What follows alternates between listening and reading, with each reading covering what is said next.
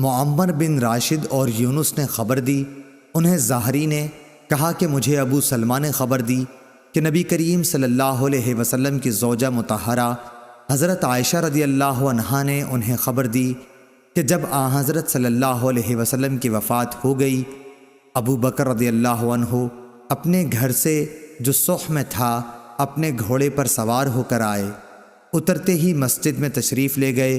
پھر آپ کسی سے گفتگو کیے بغیر عائشہ رضی اللہ عنہا کے حجرے میں آئے، جہاں نبی کریم صلی اللہ علیہ وسلم کی نعش مبارک رکھی ہوئی تھی، اور نبی کریم صلی اللہ علیہ وسلم کی طرف گئے۔ حضور اکرم صلی اللہ علیہ وسلم کو برد حبرہ یمن کی بنی ہوئی دھاری دار چادر سے ڈھانک دیا گیا تھا۔